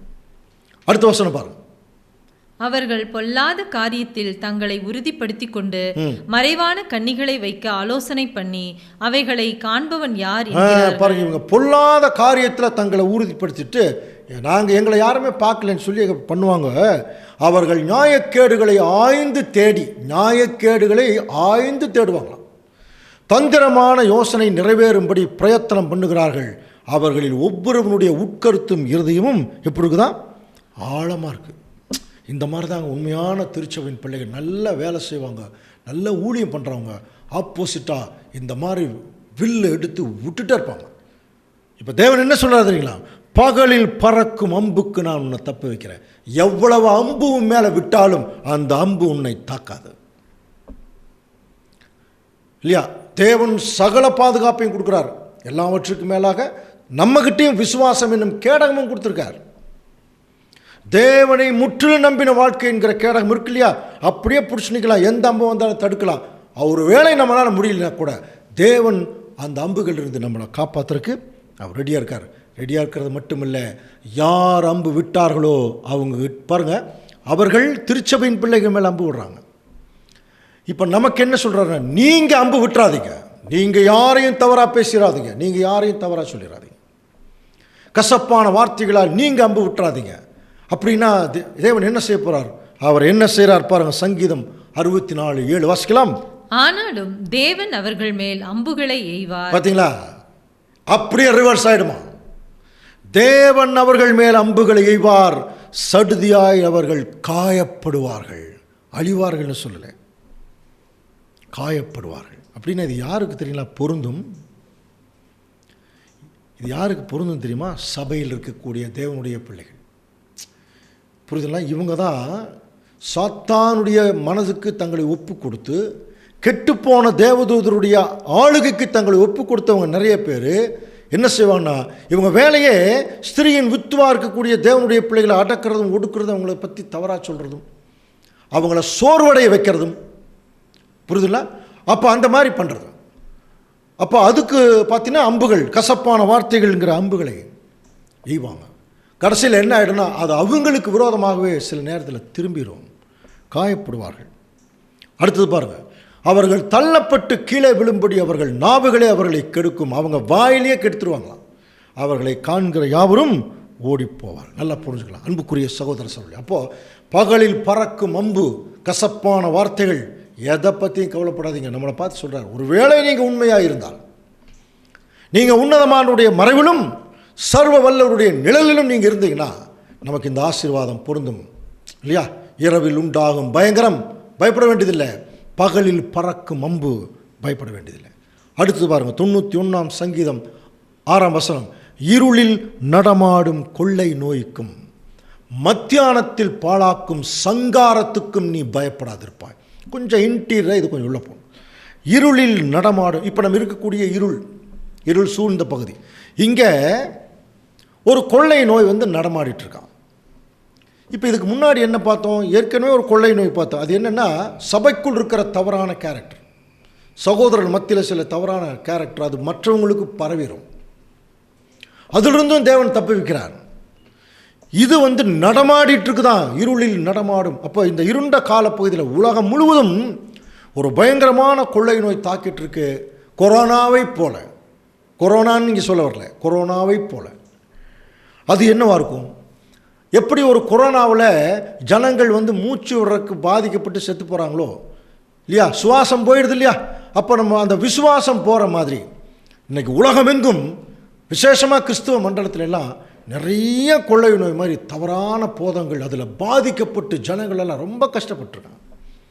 இருளில் நடமாடும் கொள்ளை நோய்க்கும் தவறான போதகங்கள், ஃபால்ஸ் டாக்டரின் நிறைய போயிட்டுருக்கு. அது எப்படி? பைபிளை வச்சுக்கிட்டே. இதை யார் செய்கிறது தெரியுங்களா? கெட்டுப்போன தேவதூதர்கள். இவங்க தாங்க உலக ஜனங்கள் மத்தியில் இந்த தவறான போதகத்தை கொண்டு வர்றது. புரியுதுங்களா? தவறான கிறிஸ்தவர்கள் மத்தியில் அந்த சடங்காச்சார சம்பிரதாயம் எல்லாத்தையும் கொண்டு ஜனங்களை ரொம்ப மோசமான ஒரு தொற்றில் கொண்டு போய் விட்டான். உலகமெங்கும் இந்த தொற்றில் பாதிக்கப்பட்டிருக்காங்க. புரியுதுங்களா? அப்போ இந்த ஒரு தவறான போதகத்திலிருந்தும் இப்போ தேவனுடைய பிள்ளைகள் இதில் ரொம்ப தெளிவாக இருப்பாங்க, எது சரி எது தவறு, அதிலிருந்து தேவனே வெளியே கொண்டு வந்துடுறார். ஆனால் அதே சமயத்தில் இன்னொரு முக்கியமான விஷயம் இருக்குது அன்புக்குரிய சகோதர சகோதரி, நம்ம தெளிவு பண்ணிட்டா மட்டும் போதாது, அதில் ஒரு மேட்டிமை வந்துடக்கூடாது. அதனால தான் மத்தியானத்தில் பாழாக்கும் சங்காரம் அப்படிங்கிறார். இது நம்முடைய மூத்த சகோதரர்கள் கொஞ்சம் இன்டீரியராக உள்ளே போய் இதை கொஞ்சம் வெளியெடுத்தான். என்னென்னு பார்த்தீங்கன்னா, மத்தியானம்ங்கிறது உச்சி வெயில். உச்சி வெயிலுங்கிறது என்ன? வெளிச்சம், உச்சக்கட்ட வெளிச்சம்னு அர்த்தம். அப்போது இப்போ கூட சபையினுடைய சகோதர சகோதரிகளில் இப்போ நம்ம என்ன கண்டிஷன் இருக்கும் தெரியுங்களா?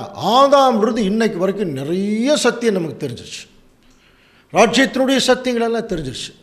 இவ்வளவு சத்தியங்கள் தெரிந்தும் சில நேரத்தில் ரெண்டு விஷயத்தில் நம்ம கீழே விழுகிறதுக்கு வாய்ப்பு இருக்குது. ஒன்று பலவீனம், இன்னொன்று மேட்டிமை. அப்படி விழுகிறவர்கள் என்ன கண்டிஷன் இருப்பாங்க அப்படின்னா பாருங்கள், எபிரேயர் 6ஆம் அதிகாரம் 4ஆம் வசனம் பாருங்கள். ஒரு தரம் பிரகாசிக்கப்பட்டு மத்த வெளிச்சம், பரம ஈவை ருசி பார்த்தும் பரிசுத்தாவியை பெற்றும் இல்லையா, இனி வரும் பலன்களை ருசி பார்த்தும் மறுதலித்து போனவர்களை புதுப்பிக்கிறது கூடாத காரியம். படிச்சிருக்கோம் இல்லையா? அதான் உச்சக்கட்டத்தில் வந்துக்கிட்டதுக்கு அப்புறம் தேவனுக்கு பிரியம் இல்லாமல் துணிகரமாக தொடர்ந்து சில பாவங்களுக்குள்ளே நம்ம போயிட்டோம்னா, புரியுதுங்களா, ஒரு சங்காரத்துக்கு நம்ம பயப்பட்டு ஆகும். அந்த சங்காரத்துக்கு பேர் 2ஆம் மரணம். இப்போ தேவன் என்ன சொல்கிறார்? நீ உண்மையா உன்னதமானுடைய மறைவிலும் சர்வ வல்லவருடைய நிழலிலும் தங்கினால் அவ்வளோ பெரிய 2ஆம் மரணம் என்கிற மகா பெரிய சங்காரத்துக்கே நான் உன்னை தப்பு வைக்கிறேன். இதெல்லாம் தேவனுடைய பிள்ளைகளுக்கு ரொம்ப ஆறுதலான விஷயம் பாருங்க. அப்படின்னா இது எல்லாருமே இருக்க முடியுமானா, தேவன் ஒரு கணக்கு கொடுத்துட்டார். வாசிக்கலாம், சங்கீதம் 91:7 வாசிங்க. உன் பக்கத்தில் 1000 பேரும் உன் வலது புறத்தில் 10,000 பேரும் விழுந்தாலும் அது உன்னை அணுகாது. அப்படின்னா என்ன புரிஞ்சு தெரியுங்களா? இந்த கடைசி காலத்தில் அன்புக்குரிய சகோதர சகோதரிகளை நல்லா கவனிக்கலாம். இந்த கடைசி காலத்தில் உண்மையான திருச்சபையின் பிள்ளைகள் தங்களுடைய ஓட்டத்தை ஓடிக்கொண்டிருக்கும் போது நிறைய பேர் இன்றைக்கி சத்தியத்துக்குள்ளே வந்துட்டாங்க பாருங்கள். ஆயிரக்கணக்கில் வந்துட்டாங்க. சரி, வந்தவங்க எல்லாரும் மனவாட்டியா ஆக முடியுமா? முடியாது. நல்லா தெரியும், அழைக்கப்பட்டவர்கள், தெரிந்து கொள்ளப்பட்டவர்கள், உண்மை உள்ளவர்கள். மாம்சத்தின் கிரியைகள், ஆவிக்குரிய கனிகள். மாம்சத்தின் கிரியைகளை விட்டு ஆவிக்குரிய கனிகளுக்கு வரணும். தேவனுடைய உண்மையான ஊழியத்தை செய்யணும். தேவனுக்கு உண்மையாக நடக்கணும். எல்லாவற்றையும் சகிக்கணும். சாந்த குணத்தை காட்டணும், சபையில் நிறைய சகோதரர்களுக்கு உதவி செய்யணும், இதெல்லாம் இருக்கு இல்லையா? இப்படிப்பட்ட நல்ல குணலட்சணத்தில் எல்லாருமே இருக்க மாட்டார்கள். ரொம்ப தவறான சிந்தை உள்ளுக்குள்ளே ஏற்கனவே சாத்தான் விதைச்சிட்டான். அதை எப்படியாவது தண்ணி ஊற்றி வளர்க்கணுன்னு தான் சில பேர் நினைப்பாங்க. அப்படி நினைக்கிறவர்கள் எல்லாரும் கடைசி காலத்தில் பாத அங்கங்களாக இருக்கிறதுக்கு வாய்ப்பில்லை, தடுக்கி விழுந்துருவாங்க, நடக்க முடியாது. ஒரு வகுப்பார் நடப்பார்கள், ஒரு வகுப்பார் தடுக்கி விழுவார்கள் இல்லையா? அதில் இங்கே எப்படி சொல்கிறார், உன் பக்கத்தில் 1000 பேரும் உன் வலது பக்கத்தில் 10000 பேரும். அப்படின்னா உன் பக்கத்தில் 1000 பேர் விழுவாங்க, உன் வலது பக்கத்தில் 10,000 பேர் விழுவாங்க. ஸோ டோட்டல் 11,000 பேர். இது என்ன கணக்குன்னு கரெக்டாக தெரியல, ஆனால் ஒன்று மட்டும் தெரியுது பாருங்கள். இந்த ரேஷியோவே நம்ம கொஞ்சம் பயப்பட வைக்குது பாருங்கள். திருச்சபை அப்படின்னாலே ஒரு 11,000 பேர் இருந்தாங்கன்னா அதில் ஒருத்தர் தான் தெளிவாக திருச்சபையாக மாறக்கூடிய வாய்ப்பு இருக்குது. இந்த ரேஷியோ அதுதான் சொல்லுது பாருங்கள். ஒரு பக்கத்தில் 1000 பேர் விழுகிறாங்க, இன்னொரு பக்கத்தில் 10,000 பேர் விழுகிறாங்க. அப்போ 11,000 பேர் விழுகிறாங்க. அதில் ஒருத்தர் நிற்கிறார், அவரை பார்த்து சொல்கிறார், உன் பக்கத்திலே 1000 பேரும் உன் வலது பக்கத்திலே 10,000 பேர் விழுந்தாலும் அது உன்னை அணுகாது. அப்படின்னா 11,000க்கு ஒருத்தர் தாங்க கடைசி காலத்தில் சத்தியத்தில் இருப்பாங்க. அப்படின்னா எப்படி யோசனை பண்ணி பாருங்க. அப்படின்னா நான் நிறைய பேர் என்ன நினச்சிட்டு இருக்கிறாங்க, சத்தியத்துக்குள்ளே ஞானஸ்தானம் எடுத்தாச்சு, எல்லா மீட்டிங்ஸ்லாம் அட்டன் பண்ணுறோம். இப்போவெல்லாம் கொரோனா காலத்தில் மற்ற மீட்டிங்கெல்லாம் போயிட்டுருக்கு, நிறைய சப்ஜெக்ட் போயிட்டுருக்கு, நிறைய கிளாஸஸ் போயிட்டுருக்கு இல்லையா? இந்த ஸ்டடி போகுது, அந்த ஸ்டடி போகுது, எல்லாம் டெய்லியும் கலந்துக்கிட்டு தான் இருக்கிறோம். எந்த வயத்துலையும் நான் உலகத்துக்குள்ளே போகிறதில்ல, எல்லாம் ஓகே. அப்படி 11,000 பேர் ஒருத்தர் இருக்கிறாங்கன்னா தேவன் சொல்கிறார், இந்த ரேஷியோ சொல்கிறார் அப்படின்னா அதில் ஒருத்தர் தான். அப்படின்னா தேவன் எந்த அளவுக்கு எக்ஸ்ட்ரீமாக தேவன் அவர் நம்மக்கிட்ட எதிர்பார்க்குறார். அந்த எதிர்பார்ப்பு தான் என்ன தெரியுங்களா? உன்னதமானுடைய மறைவில் இருக்கிறவன் சர்வ வல்லவருடைய நிழலிலே தங்குவான். உண்மையாக உன்னதமானவருடைய மறைவில் இருக்கணும், சர்வ வல்லவருடைய நிழலில். அப்படி இருக்கிறவர்களை எந்த ஒரு வாதையும் அணுகாது. கீழே விழுந்துட்டே இருப்பாங்க அவங்கள சுற்றிலும், அது அவர்கள் அணுகாது. அதனால் சொல்கிறார் பாருங்கள், ஆசீர்வாதம் எப்படின்னா, உன் கண்களால் மாத்திரம் நீ அதை பார்த்து துன்மார்க்கருக்கு வரும் பலனை காண்பாய். நல்லா புரிஞ்சுக்கலாம். அப்போ விழுகிறாங்க அப்படின்னா 11,000 பேர் சத்தியத்துக்குள் இருக்கிற துன்மார்க்கர்கள் பாருங்க, அதன் அர்த்தம். அதனால தான் விழுகிறாங்க, சத்தியத்துக்குள் இருக்கிறாங்க, ஏதோ துன்மார்க்கமாக போயிட்டுருக்குறாங்க. அப்படி போகிறதுனால தான் பாருங்கள், சன்மார்க்கமாக போகிறவங்க நிற்பாங்களாம், அந்த வாதை அவங்களுக்குள்ளே வராது. ஆனால் துன்மார்க்கமாக போகிறவங்க விழுந்துகிட்டே இருப்பாங்க. இன்னொரு விஷயம் தெரியுங்களா, விழுந்ததே அவங்களுக்கு தெரியாது. நம்ம விழுந்துட்டோம். இப்போ பாருங்கள், மகா பாபிலோன் விழுந்ததுன்னு படிக்கிறோம். நம்ம போய் இது விழுந்துருச்சுன்னு சொன்னால் யாருக்காவது புரியுமா? எதை வச்சு சொல்கிறோம் அது விழுந்துருச்சு? அது சத்தியத்தில் நடக்க முடியல. ஏன்? அங்கே சத்தியம் இல்லை, அதனால் அது விழுந்துருச்சு. அது நமக்கும் பொருந்தும். அங்கே சத்தியம் இல்லை, விழுந்துருச்சு. இங்கே சத்தியத்திலேயே விழுவாங்களா நிறைய பேர் இல்லைங்களா? அதனால தான் ரொம்ப ஜாக்கிரதையாக கவனிக்க சொல்கிறார். நீ உன் கண்ணில் பார்ப்ப நிறையா விழுகிறத, ஆனால் உன்னை அது பாதிக்காது. இது ஒவ்வொரு வேதமானவனுக்கும் பொருந்தக்கூடிய வசனம் தான். ஆனால் தேவன் நம்மக்கிட்ட எதிர்பார்க்குற ஸ்டாண்டர்டுக்கு வரணும், ரொம்ப முக்கியம். அது சத்தியம் பேசுவதோ மற்ற காரியங்கள் எது வேணாலும் செய்யலாம். ஆனால் தேவன் அதுக்கு மீறி ஒன்று ஏதோ எதிர்பார்க்குறாரு. என்ன எதிர்பார்ப்பார்? வேற ஒன்றும் இல்லை, அவர் மாதிரி இருக்குன்னு எதிர்பார்க்குறாரு, அவ்வளோதான். இங்கே அவர் மாறுறதுக்கு தயாராக இல்லைங்க 99%. நல்லா புரிஞ்சுக்கலாம். வேதமானவர்களாக மாறுவதற்கு நிறைய பேர் தயாராகிறாங்க, வேதம் ஆனவர்களாக மாறுவதற்கு தயாரில்லை இல்லைங்களா? வேதமானவர் பைபிள் ஸ்டூடெண்ட்ஸ், நாங்களாம் பைபிள் ஸ்டூடெண்ட்ஸ் பாருங்கள், நாங்களாம் வேதமானவர் சபை, பல்வேறு டைட்டில் எல்லாம் இருக்குது. அந்த வேதம் ஆனவர்கள் அப்படின்னு பைபிளில் என்ன இருக்கோ அப்படியே தங்களை மாற்றிக்கொண்டவர்கள். யாக்கோபு 1:18 படிக்கிறோம் இல்லையா? அவர் சித்தம் கொண்டு தம்முடைய சிருஷ்டிகளில் நாம் முதல் பலன்கள் ஆவதற்கு நம்மை சத்திய வசனத்தினாலே ஜனிப்பித்தார். யார் சத்திய வசனத்தினாலே உருவாக்கப்படுகிறார்களோ அவங்க தாங்க தேவனுக்கும் கிறிஸ்துவுக்கும் முதற் பலன்கள். அவங்களுக்காக தான் இந்த வசனம், அவங்களுக்கு தான் இந்த சத்தியம், அவங்களுக்கு தான் இந்த ஆசீர்வாதம், அவங்களுக்கு தான் இந்த பாதுகாப்பு. உன் கண்களால் மாத்திரம் நீ அதை பார்த்து துன்மார்க்கருக்கு வரும் பலனை காண்பாய். நீ கண்ணு முன்னாடி பார்ப்பேன், உன் மேலே அம்பு எய்வாங்க, அந்த அம்பு அவங்களுக்கு விரோதமாக போகும், நீ கவலைப்பட மாட்டேன். ஆனால் உனக்கு ஒரு கண்டிஷன் என்ன, நீ உண்மையாக இருக்கணும். நீ சொல்கிற வசனத்துக்கு, நீ காட்டுற வசனத்துக்கு நீ சாட்சியாக இருக்கணும். அதுதான் தேவன் நம்மகிட்ட எதிர்பார்க்குறார். அதுலேயே எனக்கு அடைக்கலமாக இருக்கிற உன்னதமான கர்த்தரை உனக்கு நீ தாபரமாக கொண்டாய், அதனாலே அடுத்த வசனம் 10ஆம் வசனம், ஆகையால் பொல்லாப்பு உனக்கு நேரிடாது, வாதை உன் கூடாரத்தை அணுகாது. பாருங்க, பொல்லாப்பு உனக்கு நேரிடாது, வாதை உன் கூடாரத்தை அணுகாது. எல்லார் வீட்லேயும் இந்த வசனம் இருக்கும், வாதை உன் கூடாரத்தை அணுகாது. வாதை என்ன புரியுதுங்களா? வாதம் நடந்துட்டுருப்போம், ஏதோ ஒரு வாதைன்னு வந்துச்சுன்னா நடக்க முடியாது, செயல்பட முடியாது. சொல்கிறார், செயல்பட முடியாத நிலைமை உனக்கு வராது. நீ எவ்வளவு கஷ்டம் வந்தாலும், எவ்வளவு துன்பம் வந்தாலும், எவ்வளவு அவமானம் வந்தாலும், நீ உன்னுடைய ஓட்டத்தை நீ ஓடிக்கொண்டே இருப்பாய். நீ என்னைக்கு சாகரையோ அன்னைக்கு வரைக்கும் நீ ஓடிட்டுருப்ப. எந்த வாதையும் உன்னை அணுகாது. ஆனால் அம்பு வரும், வம்பு வரும், வார்த்தைகள் வரும், என்ன வேணாலும் வரட்டும். தேவன் சொல்கிறார், நான் உனக்கு அடைக்கலமாம் கோட்டை. எவ்வளோ பெரிய ஆசீர்வாதம், அனுபவிக்கணும். இதை அனுபவிச்சு பார்க்கணும். ஒரு தடவை தான் அனுபவிச்சு பார்க்குமே. உலகத்தோட மனுஷரையெல்லாம் நம்பி போனோம், கொஞ்ச நாள் வச்சுருப்பாங்க, கை விட்டுருவாங்க. நண்பர்கள் நம்புகிறோம், கொஞ்ச நாள் வச்சுருவாங்க, கை விட்டுருவாங்க. சபை மக்களே சில நேரத்தில் நம்பும்போது சபை மக்களே சில நேரத்தில் துரோகம் பண்ணிடுறாங்க. யாரை நம்புறதுன்னே தெரில. தேவன் சொல்கிறார், என்ன நம்பு, நான் தான் உனக்கு பரிகாரி, உனக்கு தகப்பன் நான் தான்.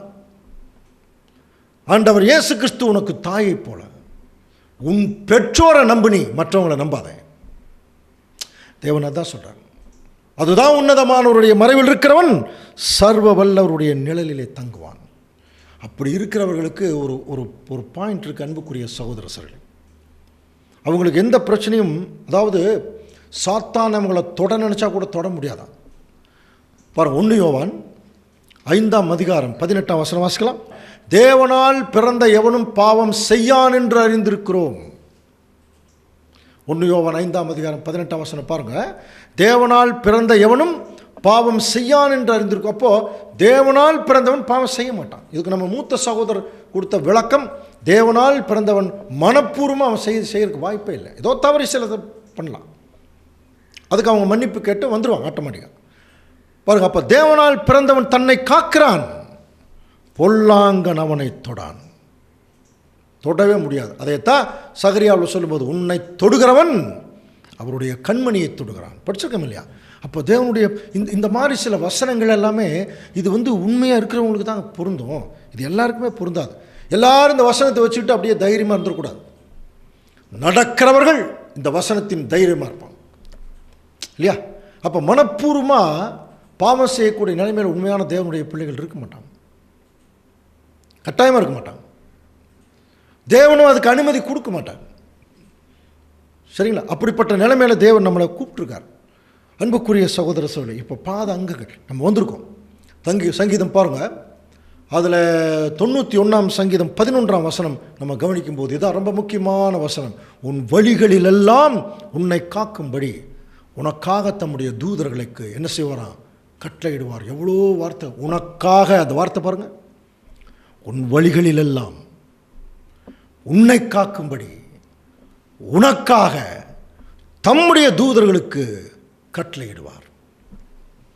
உன் வழிகளிலெல்லாம். அப்போ தேவனுடைய பிள்ளைகள் தேவனுடைய வழியில் இடுக்கமான வாசலில் நடக்கும்போது ஆண்டவர் தான் நம்மளை கூப்பிட்டுருக்கார்.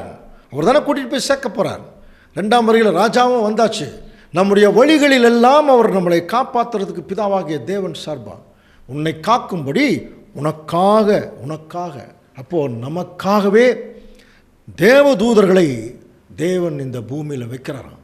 இது நம்ம பல முறை பல சப்ஜெக்டில் படிச்சிருக்கோம். மத்தேயு 18ஆம் அதிகாரம் 10ஆம் வசனம் படிச்சிருக்கோம் இல்லையா? இந்த சிறியரில் ஒருவனையும் அற்பமாக எண்ணாதபடிக்கு நீங்கள் எச்சரிக்கையாக இருங்க. அவர்களுக்குரிய தேவதூதர்கள் பரலோகத்தில் என் பரமபிதாவின் சமூகத்தை எப்பொழுதும் தரிசிக்கிறார்கள். அப்படின்னா புரிஞ்சுக்கலாமா? பரலோகத்தில் இப்போ ஆக்சுவலாக இந்த உண்மையான திருச்சபையின் பிள்ளைகளுக்கு பணிவிடை செய்யறதுக்கு சில தேவதூதர்களை தேவன் வைக்கிறார். அவங்க தேவனையே நோக்கி பார்த்துட்டு இருக்கிறாங்களாம். எதுக்கு தெரியுமா? கவனிங்க. இப்போ நம்ம இப்படி ரோட்டில் போயிட்டுருக்கோம். ஒரு சின்ன உதாரணம் சொல்கிறேன். ஒரு ஆபத்து ஏதோ வருது, ஒரு லாரி வந்து அப்படியே வருது, அடிக்க வருது, அப்படியே வச்சுங்க.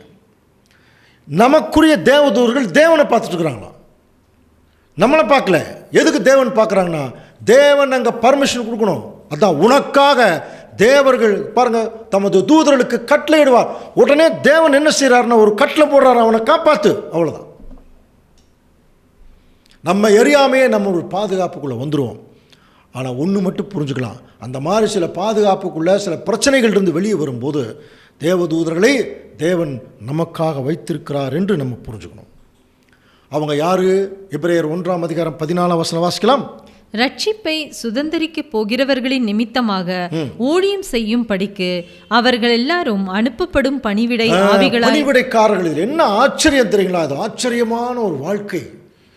விசுவாசமானது நம்பப்படுகிறவர்களின் உறுதியும் காணப்படாதவர்களின் நிச்சயம். என்ன ஆச்சரியமான வாழ்க்கைனா, நமக்காக சில தேவதூதர்களை இந்த பூமியில் வைக்கிறார், நமக்கு பாதுகாப்புக்காகவே. அவங்கள நம்ம பார்க்க முடியாது, அவர்கள் நம்மளை பார்க்கலாம். இப்படிப்பட்ட ஒரு ஆச்சரியமான வாழ்க்கை பாருங்க. நம்மளுக்கு பாதுகாப்பு கொடுக்குற இது யாருக்கு? உன்னதமானவருடைய மறைவில் இருக்கிறவன் சர்வ வல்லவருடைய நிழலை தங்கும். இப்படி யார் இருக்கிறார்களோ அவர்களுக்காக தம்முடைய தூதர்களுக்கு கட்டளையிடுவார். இல்லைங்களா? அப்போது உண்மையான திருச்சபையின் பிள்ளைகள் இங்கே எப்படி தெரியுங்களா வாழ வேண்டியது இருக்கு? ஒரு ஒரு ஒரு பர்ஃபெக்டான ஒரு நிலைமையில், ஒரு பாதுகாப்பான சூழ்நிலையில் நம்ம இருக்கிறோம் என்கிற விஷயத்தை விசுவாசம்னா, நம்மளை சுற்றிலும் எவ்வளோ பெரிய பிரச்சனைகள் வந்தாலும் அதுக்கு நம்ம பயப்படவே மாட்டோம். காரணம் என்ன? நம்மளை சுற்றிலும் எவ்வளோ பெரிய பாதுகாப்பு வளையம் பாருங்கள். பிதாவாகிய தேவன் கோட்டை, ஆண்டவர் இயேசு கிறிஸ்து ஒரு கோட்டை, தேவதூதர்கள் ஒரு கோட்டை, அதுக்கு நடுவில் நம்ம நின்றுருக்கோம். எவ்வளவு பாதுகாப்பான வாழ்க்கை! இதை தெரிஞ்சுக்கிட்டு உண்மையாக இருக்கிறவங்க, தேவன் எவ்வளவு நம்ம மேலே கிருபை வச்சுருந்தா இவ்வளோ பெரிய ஒரு பாதுகாப்பை நமக்கு கொடுப்பார்.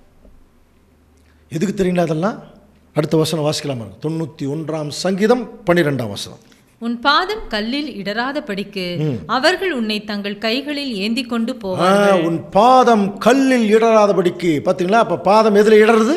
கல். இடறுதலின் கற்கள். நம்ம ஏற்கனவே கற்களை பொறுக்கி போடுங்கள்னு ஒரு சப்ஜெக்ட் கூட பார்த்துருக்கோம். இஸ்ரேல் ஜனங்கள் எகிப்திலிருந்து கானான் தேசத்துக்கு போகிற போது ஒவ்வொன்றிலையா இடறி விழுந்தான்.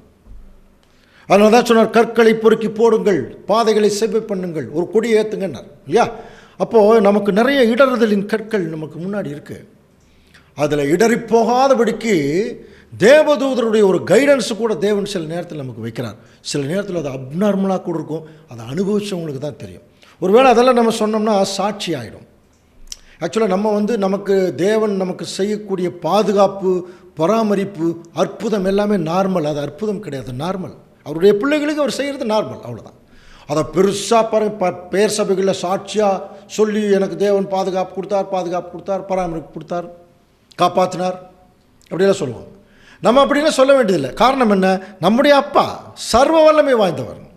அவருக்கு இது ஒன்றுமே இல்லை. நம்மளை பாதுகாக்கிறது அவ்வளோ பெரிய விஷயமா? அதை விசுவாசிக்கிறவர்களாக இருக்கணும். அப்போ விசுவாசிக்கிற போது நம்ம என்ன செய்யணும்?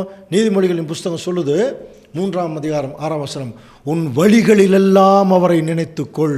பாருங்கள், அப்போது நம்ம உன் வழிகளிலெல்லாம் நம்மை காக்கும்படி தம்முடைய தூதர்களுக்கு கட்டளையிடுவார் படித்தோம் இல்லையா? அப்போ நம்ம எப்போ கட்டளையிடுவார்? நம்முடைய வழிகளிலெல்லாம் அவரை நினச்சிட்டு இருக்கணும். அவருடைய சத்தியம், அவருடைய பராமரிப்பு, அவருடைய அன்பு, அவருடைய கேரக்டர். உன் வழிகளிலெல்லாம் அவரை நினைத்துக்கொள், அப்பொழுது அவர் உன் பாதைகளை செவை பண்ணுவார். இந்த வசனத்தை எப்படி மிங்கிள் பண்ணி படித்தா ரொம்ப புரியும் தெரியுங்களா? உன் வழிகளெல்லாம் அவரை நினைத்துக்கொள். அடுத்தது, அப்படி நினைக்கும் போது உன் பாதைகள் அவர் செய்ய பண்ணுறது மட்டுமல்ல, உன் வழிகளிலெல்லாம் உன்னை காக்கும்படி தம்முடைய தூதர்களுக்கு அவர் கட்டளையிடுவார். உன் பாதம் கல்லில் இடராதபடிக்கு அவர்கள் ஏந்தி கொண்டு போய்விடுவார்கள். ஸோ அன்புக்குரிய சகோதரர், இந்த மாதிரி ஒரு பாதுகாப்பான ஒரு விஷயத்தை தேவன் யாருக்கு தான் இப்போ கொடுக்குறாருன்னா, அவருடைய பாத அங்கங்களாகிய அவருடைய பிள்ளைகள். சரிங்களா? அப்போது இது எப்படி நினைக்கிறது என்று சொல்லி நம்ம கொஞ்சம் கவனிக்கும்போது பாருங்கள், நீதிமொழிகள் 3ஆம் அதிகாரம் 13ஆம் வசனம், ஞானத்தை கண்டடைகிற மனுஷனும் புத்தியை கண்டடைகிற மனுஷனும் பாக்கியவான்கள். அடுத்தது, என் மகனே இவைகளை உன் கண்களை விட்டு பிரியாதிருப்பதா. எது? ஞானம், புத்தி. அதை சொல்கிறார். மெய்ஞானத்தையும் நல்ல ஆலோசனைகளையும் காத்துக்கொள், அவைகள் உன் ஆத்மாவுக்கு ஜீவனும் உன் கழுத்துக்கு அலங்காரமாக இருக்கும். 23ஆம் வசனம் வாசிக்கலாம் பாருங்க. அப்பொழுது நீ பயமின்றி உன் வழியில் நடப்பாய், உன் கால்கள் இடராது. பார்த்தீங்களா, நீ எப்போ ஞானத்தை காத்துக்கொள்ளுகிறையோ அப்போ உன் வழியில் நீ நல்லா நடப்ப, உன் கால் இடராது. இல்லையா? உன் கால் இடராது. அப்போ இது யாருக்கு பொருந்தும்? உன்னதமானுடைய மறைவில் இருக்கிறவன் சர்வ வல்லவருடைய நிலையில் தங்கும். அடுத்த வசனங்கள் நம்ம கவனிக்கும்போது, சிங்கத்தின் மேலும் விரியன் பாம்பின் மேலும் நீ நடந்து பாலசிங்கத்தையும் வலு சர்ப்பத்தையும் மிதித்து போடுவாய்.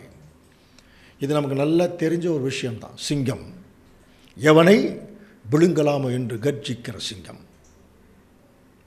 அதுக்கு அடுத்து பாலசிங்கம், அது கீழே பின்னாடி. அப்போ பாருங்கள், இன்றைக்கி என்ன கண்டிஷனில் நமக்கு போராட்டம் இருக்குன்னா, சாத்தானோட ஒரு காலத்தில் போராட்டம் இருந்தது. இப்போ சாத்தானை கிறிஸ்து கண்ட்ரோல் பண்ணிட்டார். அதுக்கப்புறம் அதுக்கு கீழே இருக்கக்கூடிய சில சிங்கங்கள் எல்லாம் அவனை மாதிரியே இருக்கிறாங்களே இன்றைக்கி எல்லா குரூப்பும். அவங்களுக்கும் அவங்களோடய நமக்கு போராட்டம் இருக்குது, குட்டி சிங்கங்களை போல. ஆனால் என்ன சொல்கிறார்? நீ அவங்களுக்கு மேலே நடந்து போவேங்கிறார். இதுக்கு கூட சில விளக்கங்கள் சொன்னாங்க. சிங்கம் தனக்கு முன்னாடி இருக்கிற இரையை அது துரத்தி பிடிக்கும். சில நேரத்தில் அப்படியே பாய்ந்து கூட பிடிக்கும். ஏன் பாய்ந்துங்கிற போது சிங்கத்துக்கு கீழே அந்த மிருகம் இருக்கும், அதனால் இது பாய்ஞ்சு பிடிச்சிடும். ஆனால் சிங்கத்துக்கு மேலே ஒரு மிருகம் போயிடுச்சுன்னா அதுக்கு திரும்ப பார்க்க முடியாது. இது நார்மலாக எல்லாத்துக்கும் தெரிஞ்ச விஷயம்தான். இப்போ சொல்கிறார், நீ சிங்கத்தின் மேலும் விரியன் பாம்பின் மேலும் நீ நடந்து. விஷம் இல்லையா? அப்போது இன்றைக்கி சாத்தானுடைய தந்திரங்கள், கிரியைகள், தவறான கொள்கை கோட்பாடுகள், வழிநடத்துதல்கள், தவறான குணலட்சணங்கள், இது எல்லாத்துக்கும் மேலே நம்ம ஒரு நல்ல கேரக்டரில் வளர்ந்தோம்னா நம்ம யார் மேலே நிற்கிற மாதிரினா சாத்தான் மேலே. ஏன்னா அவன் இந்த மாதிரி விஷயத்தில் நம்ம கீழே தள்ளுறதுக்கு அவன் ரெடியாக இருக்கான். ஆனால் சொல்கிறார், உன்னதமானவருடைய மறைவில் இருக்கிறவன் சர்வ வல்லவருடைய நிழலிலே தங்குகிறவன் சிங்கத்தின் மேலும் விரியன் பாம்பின் மேலும் நடந்து வலு சர்ப்பத்தை மிதித்து போடுவான். அன்புக்குரிய சகோதர சகோதரி, ஏன் என்ன காரணம்? 91ஆம் சங்கீதம் 14 பாருங்க. அவன் என்னிடத்தில் வாஞ்சையாயிருக்கிறபடியால் அவனை விடுவிப்பேன், என் நாமத்தை அவன் அறிந்திருக்கிறபடியால் அவனை உயர்ந்த அடைக்கலத்திலே நான் வைப்பேன். இதுக்கெல்லாம் நமக்கு விளக்கமே தேவையில்லை. உண்மையாக தேவனை நம்பி இருக்கிற தேவனுடைய பிள்ளைகளை நல்லா புரிஞ்சுக்கலாம். அவர் என்றைக்குமே கீழே வைக்கிறது இந்த பூமியிலேயே யாருக்கு கீழே வைக்க மாட்டார். அவர் கொஞ்சம் மேலே தான் வச்சுருப்பார். மற்றவங்களெல்லாம் அவர் கீழே தள்ளுறதுக்கு ட்ரை பண்ணுவாங்க, தாழ விழத்தள்ளுறதுக்கு ட்ரை பண்ணுவாங்க. ஆனால் தேவன் என்ன செய்கிறாரா, இந்த உலகத்திலேயே அவர்கள் வாழ்ந்து கொண்டிருக்கிற வரைக்கும் அவர்களை கீழான நிலைமைக்கு போகிறதா மற்றவர்கள் நினச்சா கூட அவருடைய பார்வையில் தேவன் உயர்ந்த அடைக்கலத்தில் வைப்பார். காரணம் என்ன? அவன் தேவனையே நம்பி இருக்கிற பிள்ளை. பாருங்கள், அவன் என்னை நோக்கி கூப்பிடுவான், நான் அவனுக்கு மறு உத்தரவு அள்ளி செய்வேன், ஆபத்தில் நான் அவனோடிருந்து. வார்த்தை பாருங்கள், என்ன அழகான வார்த்தை. ஆபத்தில் நான் அவனோடிருந்து அவனை தப்புவித்து பாருங்க, அவனை கனப்படுத்துவேன். கடைசி கால பாதங்கங்கள் தேவன் கனப்படுத்துவாராம். ஆபத்து காலத்தில் அவனோடு இருப்பாராம். இதை அன்புக்குரிய சகோதர சகோதரர்களே, தயவுசெய்து நீங்கள் தவறாக நினச்சிக்காதீங்க. பல முறை அனுபவிச்சிருக்கிறோம். பல முறை தேவன் எவ்வளோ பெரிய ஆபத்தில் வரும்போது அவர் நம்மோட இருக்கிறத பார்த்துருக்குறோம். உங்களுக்கு அந்த அனுபவம் இருக்கும் கட்டாயமாக. ஏன்னா உங்களுக்கும் பிதாவாகிய தேவனுடைய பிள்ளைகள் நம்ம எல்லாருமே. ஆனால் உண்மையாக இருக்கிறவங்களுக்கு அந்த அனுபவத்தை அதிகமாக கொடுக்குறக்கு அவர் ரெடியாக இருக்கிறார், அவனோடு இருந்து. அதே மாதிரி தான் ஆண்டவர் இயேசு கிறிஸ்துவை பற்றி சொல்லும்போது, அவரோடைய பாடுகளை சகித்தால் அவரோட ஆளுகை செய்யலாம். அப்போ அவரோட ஆளுகை செய்ய போகிற போது பாடுகளை சகிக்கும் போது கூட ஆண்டவர் இயேசு கிறிஸ்து நம்மோடு இருக்காராம். அப்போ தேவனும் நம்மோடு இருக்கார், ஆண்டவர் இயேசு கிறிஸ்துவும் நம்மோடு இருக்கார். அவனை கனப்படுத்துவேன். பாருங்கள் என்ன அருமையான வார்த்தை சொல்கிறார். அன்புக்குரிய சகோதர சகோதரி, கடைசியாக இந்த வசனம் பாருங்கள் எப்படி முடிக்கிறார். அந்த 91ஆம் சங்கீதத்தை எப்படி முடிக்கிறார் பாருங்கள். நீடித்த நாட்களால் அவனை திருப்தியாக்கி என் ரட்சிப்பை அவனுக்கு காண்பிப்பேன். பாருங்க, நீடித்த நாட்களாய் அவனை திருப்தியாக்கி என் ரட்சிப்பை அவனுக்கு காண்பிப்பேன். இதை எப்படி நம்முடைய மூத்த சகோதரர்கள் சொல்கிறாங்க? அந்த நீடித்த நாட்கள் இவங்க செய்த காரியத்துக்குரிய திருப்தி என்னென்னா, இந்த உலக பிரகாரமாக வாழ்ந்த வாழ்க்கைக்கு தேவன் கொடுத்த ரிவார்டுன ராஜ்யத்தின் ராஜாக்கள்.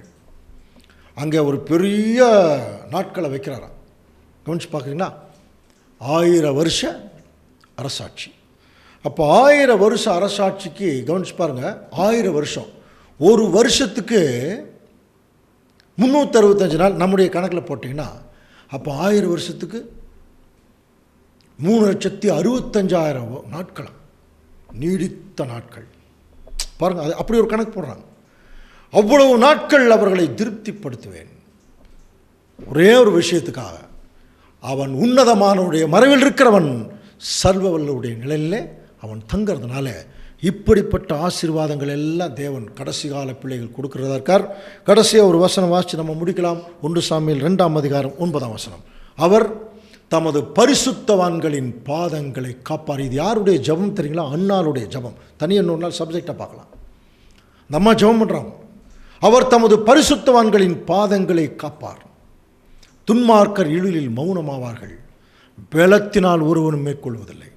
கடைசி எப்படி முடிக்கிறார்? அவர் தம்முடைய பரிசுத்தவான்களின் பாதங்களை காப்பார். அன்புக்குரிய சகோதர சகோதரர்களே, ஒருவேளை நாம் பரிசுத்தவான்களுடைய பாதங்களாக இருந்தால் மேற்சொன்ன அத்தனை வசனங்களுடைய ஆசீர்வாதங்களும் பாதுகாப்பும் அரவணைப்பும் நமக்கு சொந்தம் இல்லையா? ஆகவே இந்த ஆசீர்வாதங்களை நாம் அனைவரும் பெற்றுக்கொள்ள தேவன் தாமே நமக்கு கிருபை செய்வாராக. கேட்ட சத்தியத்தை நாம் ஏனோதானோ விட்டுவிடாதபடி நம்முடைய ஆவிக்குரிய வாழ்க்கையை சீர்படுத்தி வாழ தேவன் தாமே நம் அனைவருக்கும் கிருபை இறக்கும் தந்து வழிநடத்துவாராக. நம்முடைய ஞாயிறு காலை ஆராதனையின் முடிவு ஜெபத்தை நம்முடைய அன்பு சகோதரர்கள் ஏறெடுப்பார்கள். வேதத்தின் அடிப்படையில் நம்முடைய மூத்த சகோதரர் அவர்கள் ஆசீர்வாதம் வழங்குவார். ஜெபம் செய்வோம்.